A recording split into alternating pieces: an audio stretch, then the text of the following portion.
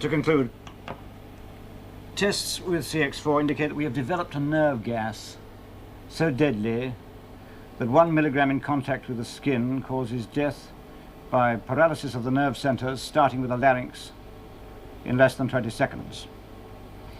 It is colorless. Yes? Your alarm call at 7 o'clock. I didn't order any alarm call. This is my private line. Who?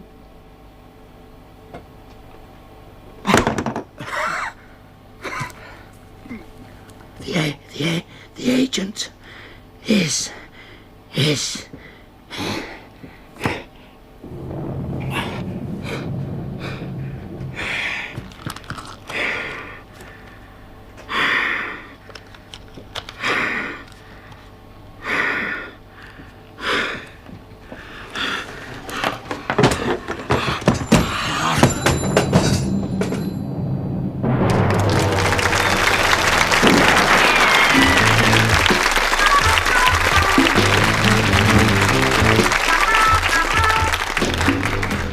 Welcome to another Whodunit, and to the death of an actor who was so good that even when being murdered, he wouldn't give the name of his agent away. And welcome to our guest celebrity panel, who are here with me in this top secret research establishment to solve the dastardly murder we've just seen. So first, our resident panel, that brilliant bloodhound, Patrick Mower.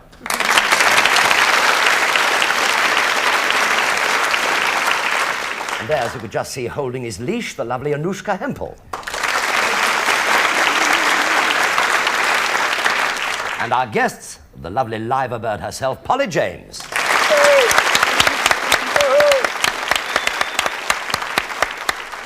With, don't ask me, but tonight we probably will, Dr. Magnus Pike.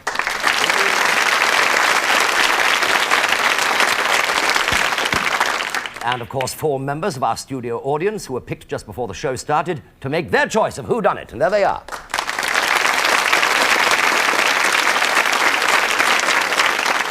Now, as you may have guessed, it was the deadly CX4 on the earpiece of the phone that killed Dr. Manson.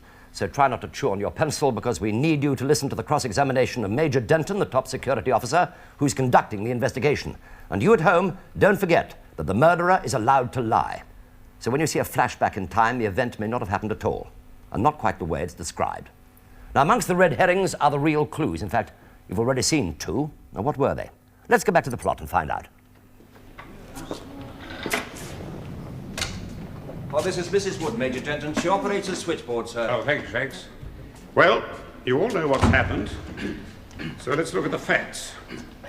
Now, we know from the tape a call came through on Manson's private line. Traces of the chemical CX4 were found on the earpiece.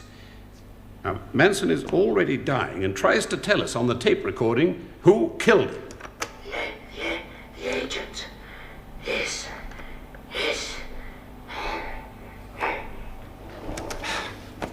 He can't speak, so what does he do? He removes this ring and puts it in this matchbox. His last act is to leave us the only clue we have as to who the agent is. So you are saying that one of us is a spy infiltrated to kill Manson. But what would they gain by his death? Better to steal a formula than kill the goose. The goose was already passing secrets on. Luckily, we intercepted the information. Manson was willing to do a deal with us. Obviously, you'd like to know what we were all doing between the time the last person saw Manson alive and his death at 7 o'clock. You've been watching Charlie Chan.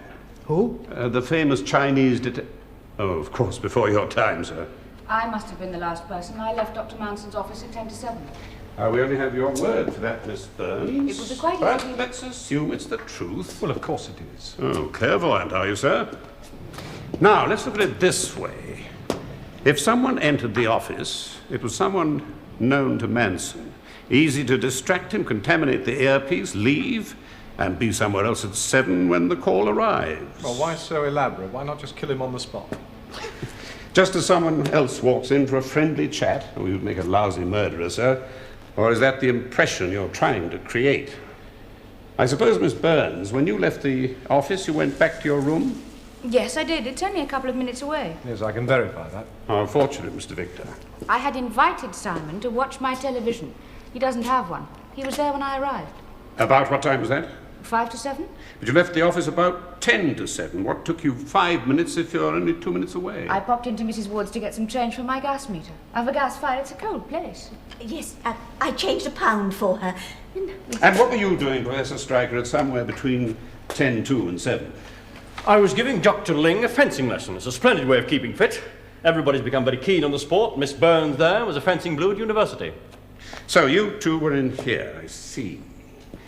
I suppose Miss Burns didn't make a call on the private line when she came for her change. No, certainly not, sir. No. That leaves the call box near the gate. And you didn't see anybody there, did you, Shanks? Well, sir, I did see Dr. Ling. Well, fencing round the gate, was he? That was not until after 7, How are you so sure? because I dropped my watch just before I went outside. Convenient. Look, we just finished the 15-minute practice session, and I was very, very hot and sweaty.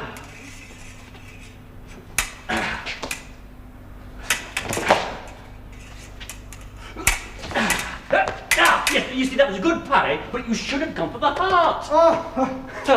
Oh, will I ever be any good at this? Well, for a beginner, you're excellent. Looks like rain. I've left the bike out. Motor bicycles at your age. You really must be out of your head. Apart from this, it's the only excitement I get around here. Oh. Still going. Just on 7. Oh, it only seems a moment since we started. Hey, no rest for you. Here's your next customer.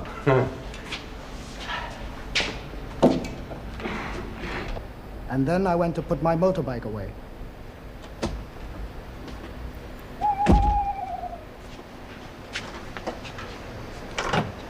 I'd push it in if I were you, sir. Great old machines, these matchless, sir. They don't make them like this anymore. No. It's your daughter's big night tonight, isn't it, Shanks? Oh, yes, sir. That's right, sir. She's dancing at Covent Garden, sir. You must be very proud. Oh, I am, sir. I've just been on the phone to wish her good luck and all that. She'll be a great ballerina one of these days.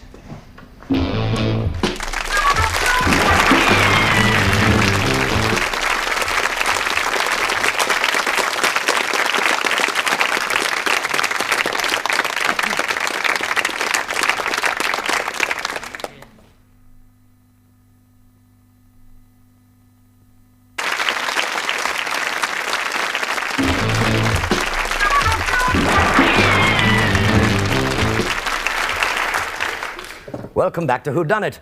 And to quickly recap, Dr. Manson, head of a secret research establishment, received a phone call. And instead of the line going dead, he did, due to a deadly poison being applied to the earpiece on the phone.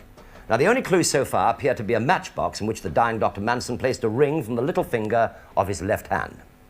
Now, among the suspects are Professor Stryker, a striker, as in matchbox, Miss Burns, which matches generally do, Mr. Simon Victor, whose initials match those of the matchmakers, Mrs. Woods, the telephonist, phones, ring, wood, wooden matches, could be a clue, and confusingly enough, we have a Chinese called Ling, who has a matchless motorbike. Now, let me make one thing Major Denham said clear. Dr. Manson was a spy and was prepared to name his co-agent to lessen the penalty that he would have incurred, and that's why he was silenced.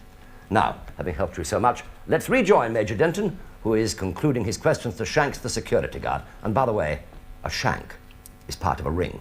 Shanks, you can confirm the time you met Dr. Ling by his motorbike. Well, I didn't look at my watch, sir, but I think it was round about 7, sir. Now, to recap on your movements, Miss Burns, you meet Simon Victor in your room? Yes, I was just leaving for fencing practice. And what did you do then, Miss Burns? I fed the meter, put the fire on to warm the room, made a cup of coffee, changed into my fencing gear, and then ran across to watch Simon practicing with Professor Stryker.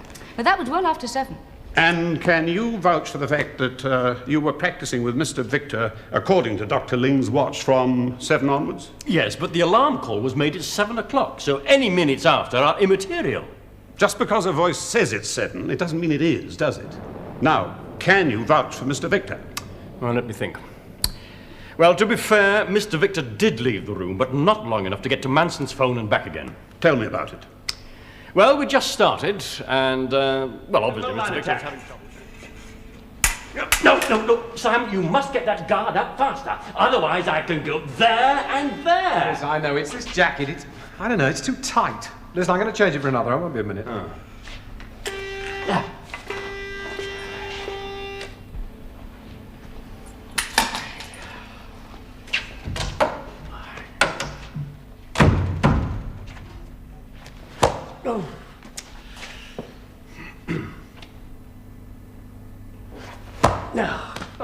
Oh, come on, Simon, what are you doing? Miss Burns will be over to give me a lesson soon.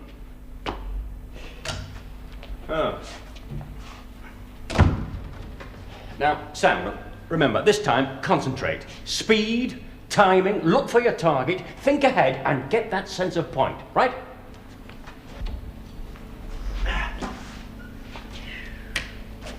All right, test. Good.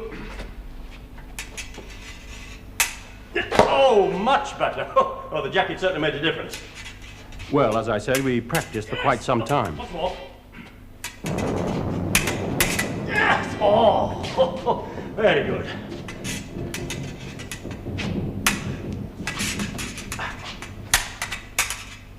Yes! Oh, no, that's enough for me. Oh, no, that's very, very much better, Simon. Hey. You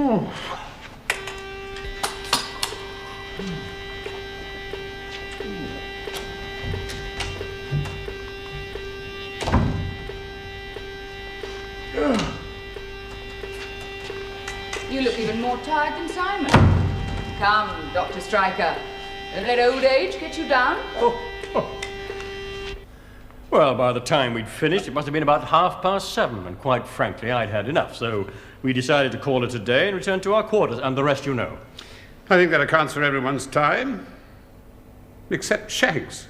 Sir? That motorbike shed, it's a long way from the gate. What were you doing there? Well, I've been up to see Mrs. Wood, sir, and I wanted to use her telephone. Well, she was making a cup of tea when I got there, sir, so Well, I'm awfully sorry, Mr. Shanks. I'm afraid I can't allow you to use the phone. You see, I have to account for it. Well, I'll pay. Look, this was taken during rehearsals. There she is at the end. She's a baby swan. Isn't that pretty? Oh, she's much prettier than the others. Well, I only wanted to say good luck, you know.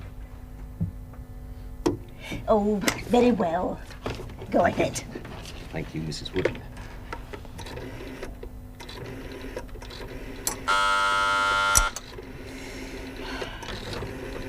Minister of Defence, can I help you? Well, I'm not sure. He may have already left his office, but I'll put you through and you can try. Oh, sorry, my mistake. Ever since they went on to computers, every other number's a wrong one, even when you get the right one. And you still have to pay, you know. They charge you. Time and time again. I've had to get through to the operator and ask to be credited because I have to account for it. Oh, Miss Shanks, please, it's Dan. You can hear the music, listen. Oh, there's that. Hello, Dad. It's Oh, hello, Vicky. Good luck, love. I know you're going to be great. Oh, I'm ever so nervous. Oh, don't be. I'll be thinking of you. Good luck, love. I gotta go, Dad. Bye. Bye-bye, love. Oh, thank you, Mrs. Wood. You're welcome. It was my fault. I should never have let him use that phone. Obviously, somebody must have slipped through the gate and used the telephone kiosk whilst I was up with Mrs. Wood, sir. But who? We've all accounted for ourselves. Surely we've overlooked one thing. The call on that tape sounded like a woman's voice. But I hadn't overlooked it. These clues together tell me all I need to know. You mean you know who the murderer is? Oh, yes. It's what Charlie Chan would call an open and shut case.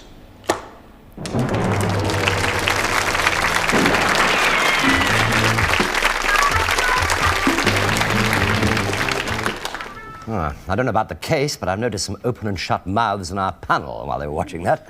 So while they recover, let us welcome our suspects, and here they are.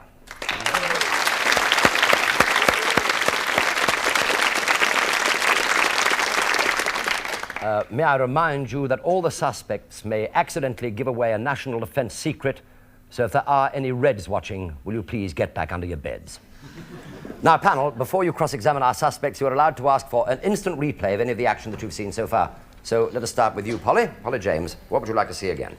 Well, can I see the bit where Dr. Ling drops his watch in the fencing lesson? Dr. Ling drops his watch during the fencing lesson. Yes, of course. Dr. Magnus Pike, what would you like to see again? I'd like to see a bit where those two, Miss Burns and Simon Victor, are sort of sitting being interrogated by Major Thingamabob. That's the bit I'd like to see. Major Thingamabob. Major Dentoner. Yes. Thank you. Thank you very much indeed, Doctor. Anushka, what would you like to see again? Yes, I'd like to see the bit where Mrs. Woods lets the security man make the phone call. Mrs. Woods, the security man make the phone call, right? Patrick? Why do you want that? Why shouldn't she have that? I want to see the fencing bit with Simon Victor and the master fencer before Simon leaves the room, please. Right. Good.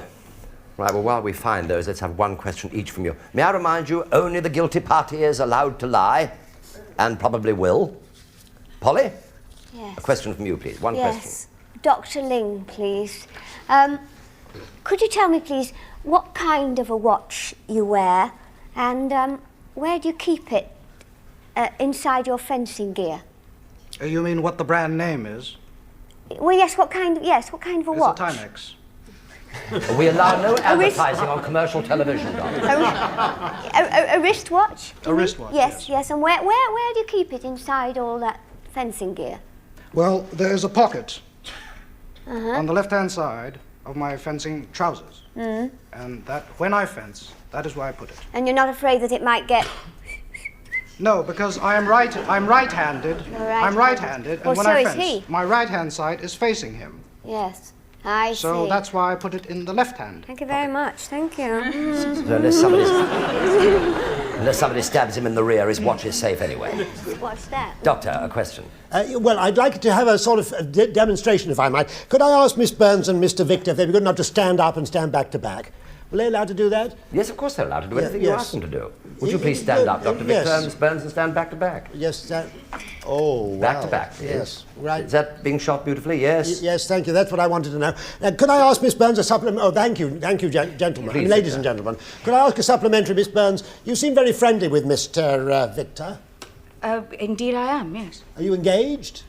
Well, we hadn't announced it officially, but we are, actually. And tell me, have you ever been engaged before? No, I haven't. Have you ever had a close relationship before? Yes, but I've never been engaged before. Well, was that close relationship with Dr. Manson, the fellow who, with the... Yes. Indeed it was not. You never gave him a piece of jewellery, for example? No, indeed I didn't. Oh, that's disappointing. Good, I'm so... Is she telling the truth? Well, I don't know, sir. If she's responsible for the crime, she could be lying, as I told you. Right, Anushka, a question, please. Yes, I'd like to ask Professor Stryker, what do you do when you're not giving fencing lessons?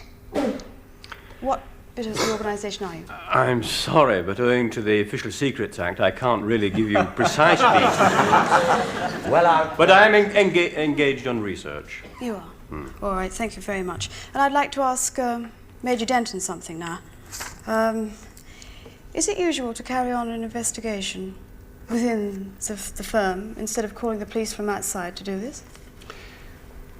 Well, what are you trying to do? Do me out of a job? You ought to hire a dog and bark yourself? Well, have you let the Do you police mean to know say yet? that at every time that something went wrong, I'm supposed to telephone the police? In that case, all we need is somebody who can use the telephone. No, my job, don't forget that this is a highly secret place. And my job is to make sure that I can possibly deal with everything with the services that I have at my disposal. If it got out of hand, I would then contact my superior department, which I can't tell you what it is, except it is part of the Defense Ministry, and ask their advice. Then we might bring in the police, the army, who knows. Thank you very much indeed. Would you continue your explanation in part 2?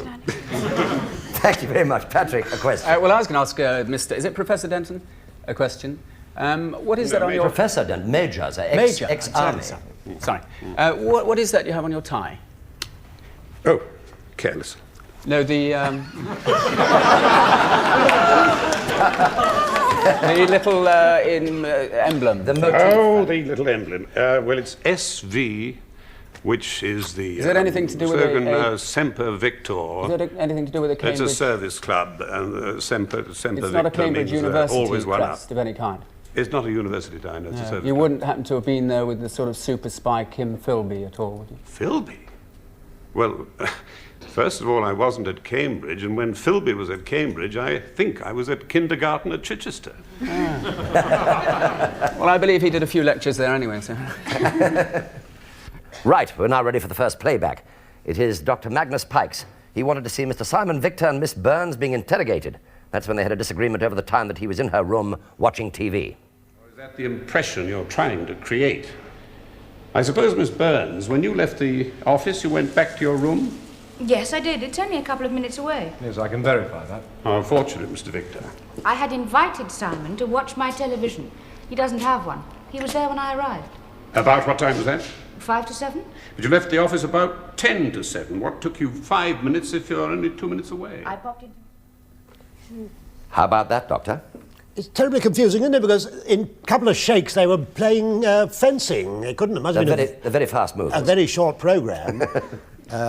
Is there any questions you would like to ask? I'm suspicious of that, Miss Burns. I wouldn't like her to know it, but there's something funny about it. You carry on and be suspicious, Doctor. You carry on. If you want to ask her a question and pin it to the wall, you do so. Carry right on. What would you like to ask her?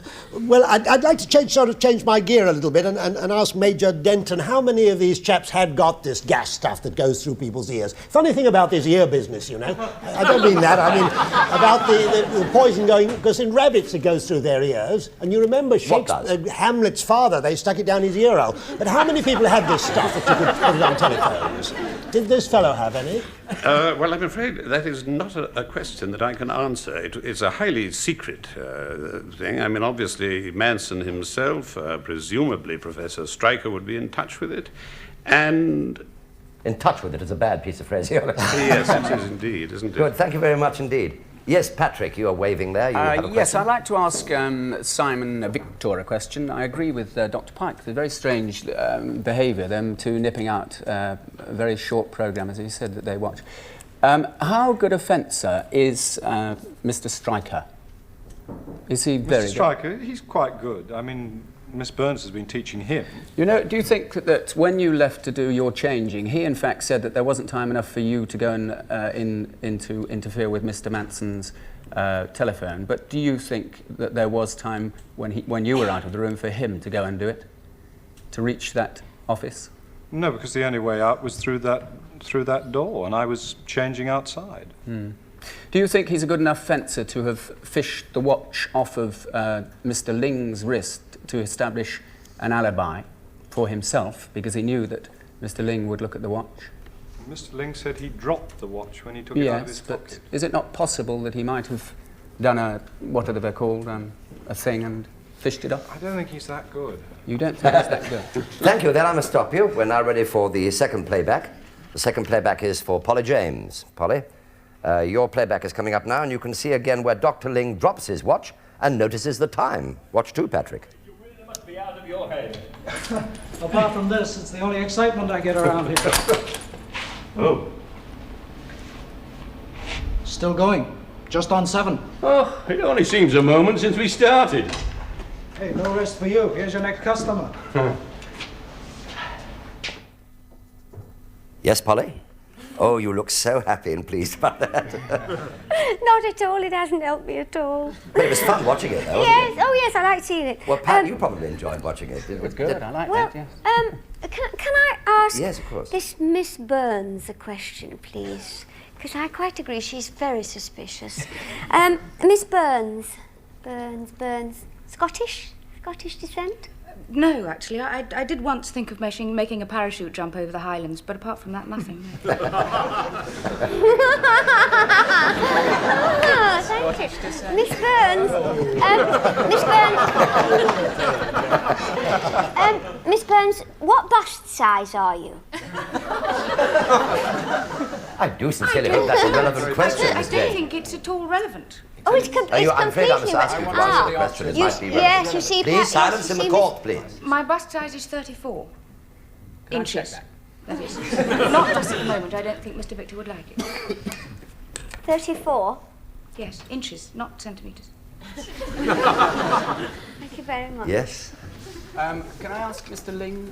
Yes, of course. Please carry on, Patrick. Mr. Ling, when you came out with your motorbike, you started it up. Where were you going to go? First of all, I'm not Mr. Ling, I am Dr. Dr. Ling, I'm terribly sorry. That's right, you stand up for it. I'm Dr. You started the bike, and yet you only had a few yards to wheel it. I kicked the starter, Yes. but the bike did not start. You intended to start it? I intended to start it. Yes. Why? I mean, you only had a few yards to move it into That's the... right. I like riding motorcycles. Because you're lazy? Even for a few yards. Yeah. Also, I mean, it might be irrelevant, but is it not being terribly unpatriotic to ride a matchless motorbike? I'd have thought you'd have had a Suzuki or something. Mr. Moa, I am Chinese. A Suzuki is a Japanese.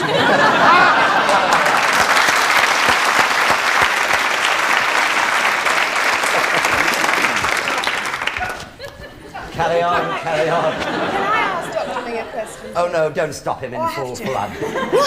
flood. Is your Go on. attack over, Doctor? Be careful. Yes, please. Yes, Anushka. Well, I want to know whether you're Japanese or Chinese. It all adds up to the same thing, that you're a foreigner. Right? To you, it adds up to the same thing. To me, Yes, no. all right. For now, it adds up to the same thing. So I'd like to know, where were you born? Warrington in Lancashire.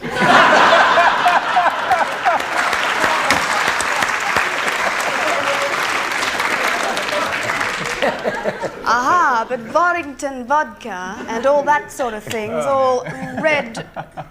China, Russia? I think you're getting your nationalities slightly confused. Vodka is a Russian drink, not a Chinese drink. Have you ever tried it?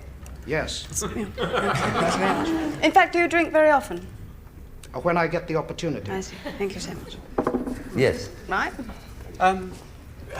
Doctor, have you a question to ask? Well, I wanted to ask Professor Stryker a question. Miss Burns is a jolly good fencer, is she not?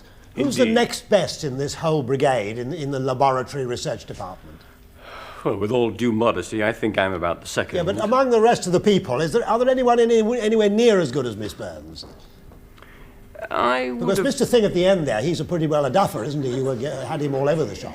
No, I think really when he's relaxed, he's quite good. But there are times, I have noticed, when he gets tense, he loses his sense of direction.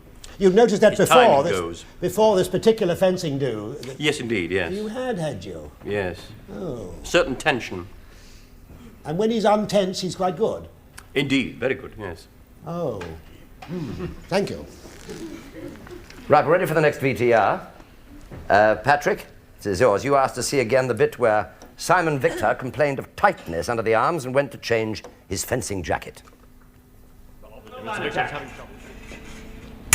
No, Sam, you must get that guard up faster. Otherwise, I can go there and there. Yes, I know. It's this jacket. I don't know, it's too tight. Listen, I'm going to change it for another. I won't be a minute.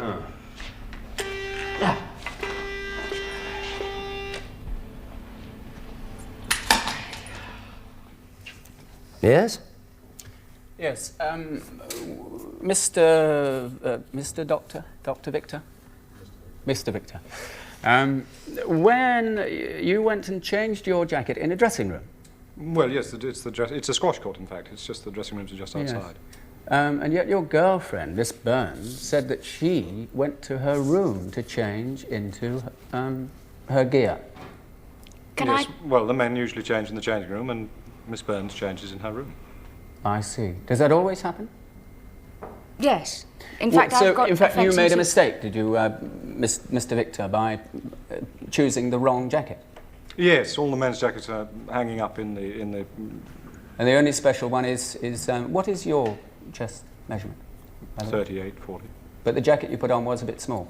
Yes, it was. I don't know why I picked that one. I don't know whose it was. We've got quite a few out there. Yes, there are smaller men, are there, around? Yes, in the establishment. Yes. Yeah. There you go. We've got good news. They're all getting a lot of nice new jackets next week. Right, I'll stop you. I'm sorry for a minute because we're now ready for Anushka's playback. She asked to see the bit where the security guard made a phone call from Mrs. Wood's office, or from the telephone office, to his daughter, the dancer. Well, I'm awfully sorry, Mr. Shanks. I'm afraid I can't allow you to use the phone. You see, I have to account for it. Well, I'll pay. Look, this was taken during rehearsals. There she is at the end. She's a baby swan. Isn't that pretty? Oh, she's much prettier than the others. What? I only wanted to say good luck, you know. Yeah? Any questions? Yes, I missed a bit before that. I think Mrs. Woods... may I ask Mrs. Yes, Woods of course. something? Mrs. Woods, had you taken a phone call on the switchboard just prior to that playback that we saw then, that was a wrong number or something? What exactly was it? No, I hadn't taken a call. I'd just come down with my cup of tea and sat down, ready to listen in for incoming calls. Yes. But you did mention at some stage of the game that all these calls, they're sort of going all wrong and you can't get a right number and this, that and the other. Well, at some stage, didn't you? yes, that is when they went on to computers. Computers never behaved properly, and every other number seemed to be a wrong one. I said that to him. Was that because you got a didn't Shanks? You got a wrong number first, did you? Yes. Yes. So, and you were referring to that, were you? Yes. Could I ask Mr. Shanks a question? Yes. When you were actually on the phone, could you hear what Mrs. Wood was saying? Were you aware of the dialogue? Not really, no. So in when I fact, was waiting for the person to answer the other side of the when phone. she was recounting the action, she could in fact have been lying, and might she have made? Could have been. It's possible that she made a call. Do you think? It's possible. Last question, please, Yes, Dr. Yes, Inushka. Mr. Shanks, you sort of flashed a photograph around of somebody which was your daughter in that photograph as a baby swan. Yes. Do you know the name of a baby swan at all? Do I know a name? The name of a baby swan? Yes. I can't actually really remember at the moment. Yes. Nothing to do with... Right, there I must stop you. The time is now up. And panel, I want you to write down who done it and any clues that you have spotted. Yes. Oh. All right, this applies to our audience panel as well. And don't worry, even if you're not sure, just have a pot shot at it. Right, time is now up. I'm going to collect the cards. Thank you, Polly. Yes, of course. Anushka? I don't like the sound of that. Yes. All right, Mush, let's have it. I've done it again, haven't I? No. All right. Now, before I ask the panel who did it, let's see if we have a winner from the studio audience. No. No. Yes! We have a winner here. Plus one clue, and we have another winner, but no clue. The no clue, that was Stephen Weintraub. He got the answer right, but not with the clues. The correct answer, therefore, is Denise Allison. Congratulations, Denise Allison.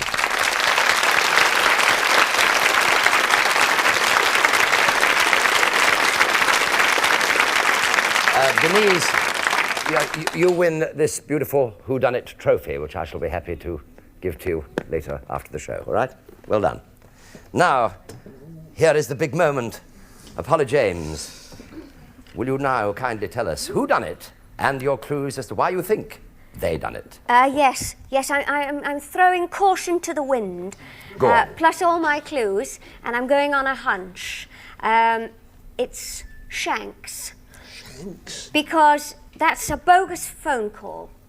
If his daughter is a baby swan, then at that point, which is a signet, then at that point, she would be on stage. At that point in the music, and it was pointed out that we could hear the music, at that point in the music of that particular ballet, she would have been on, she'd had to be on stage, so she couldn't have been talking to you.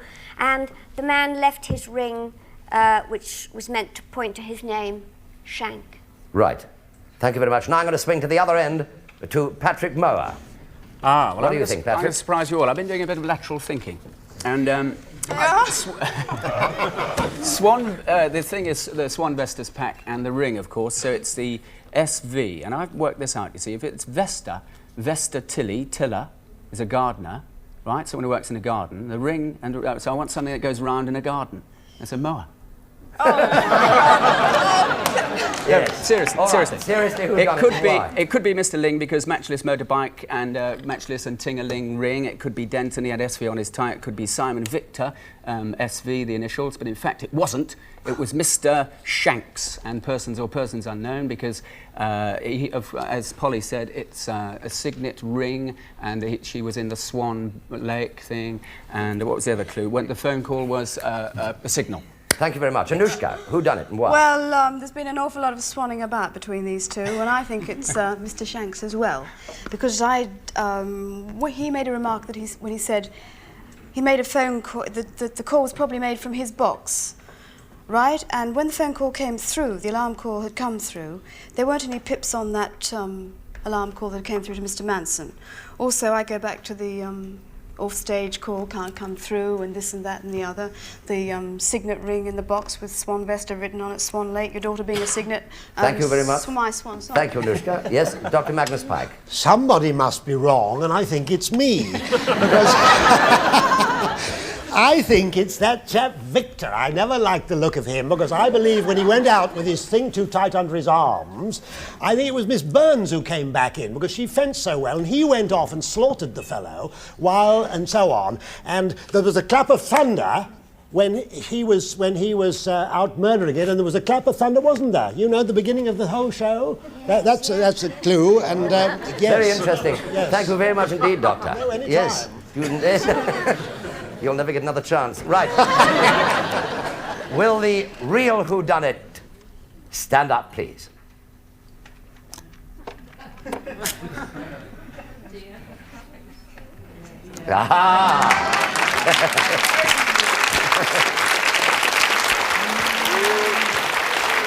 Yes, the security guard, Mr. Shanks. Well, congratulations, Polly, Anushka, and Patrick. All three of you got it right this week. Splendid. Well done, Anushka. It's your first win. Well, it is, isn't it? It's about time. My commiserations, Dr. Magnus Pike. It was a very badly run lab. You should have locked up that stuff. Well, any of the other suspects, of course, could have been the murderer, and only the clue of the signet ring and the matchbox together pointed to Shanks, the security guard. So let's see how he did it. Well, as Denton correctly suggested, Shanks entered Manson's office, got Manson to go to the filing cabinet whilst he impregnated the earpiece on the phone, protected by his gloves.